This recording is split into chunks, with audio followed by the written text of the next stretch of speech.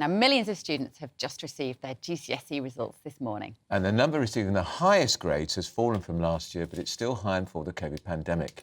So overall, there were over 200,000 fewer top grades this year compared with 2022. And joining us now is a former owner of Pimlico Plumbers, Charlie Mullins. Good morning, Charlie. Good morning. Good morning. Now, Good morning I don't know if you could... I guess it was O-levels. Forgive me, but I think it was O-levels in your day. I don't want to cast aspersions on your age, but you did O-levels. Do you remember what you got? Was it a wonderful day? Has it made you the multi-millionaire you are now?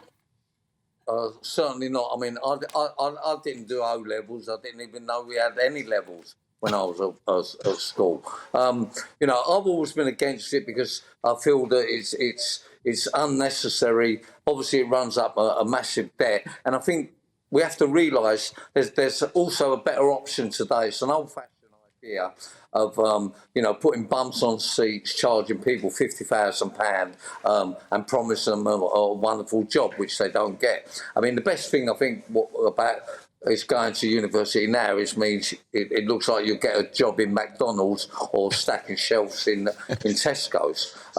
You know, the answer is to get an apprenticeship. The answer is that we need the government to get behind it and start funding apprenticeships. And the way round it is now to start doing a fully funded government apprenticeship scheme straight from school and give people more incentives, increase the wages, let them know how successful you can be, let them know that there's life without a degree, let them know that you can own your own company.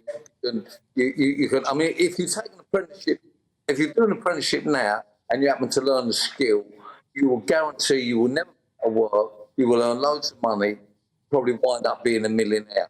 And what we need to do is just promote more and more.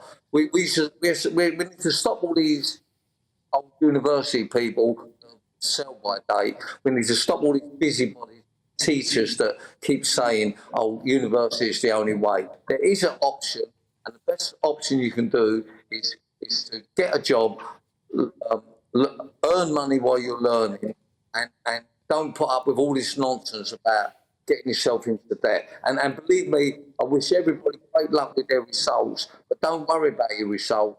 If I'm being honest, the worse the results, the better the job you're going to get. Right. What gets you a job is enthusiasm, drive, ambition, and the will to want to succeed. Charlie, not the fact that you can have all this other nonsense. Charlie, I completely agree with you. When I left school many years ago, having an apprenticeship was a very noble career option, but the number of apprenticeships last year actually fell from 289,000 to 275,000, and they dropped 50% in engineering. So the government isn't listening to you. Well, they aren't listening. You are right. But I was working. Believe it or not, as an advisor with David Camp regarding apprentices at the time, and we had it going right, and we was on schedule to get 3 million a year apprentices on board, and it was working wonderfully. It was giving businesses more incentives. We was increasing apprentices' wages, and then all of a sudden, unfortunately, we changed Prime Minister, and the next guy that come in, he's obviously a great university graduate. You know, got a few quid. He feels that's the way forward. So they've actually, you're right. We're not doing enough incentive. I came up with a scheme probably 10 years ago with the government, and I said, rather than give students and youngsters job allowance or job benefit money, give it to the employer, then increase their wages, give them a job that they want to learn, and incentivise people into the business. And you need people like myself, Alan Sugar, Peter Jones, Bess. There's loads of us out there that you know, didn't go to university. You only need the basics, but don't worry about not getting good results. If you can read and write, and you've got a brain in your head, and you've got ambition and incentive, you can go out and you can conquer the world. And a work ethic, Charlie Mullins, which you definitely represent a work ethic. From his house in Marbella.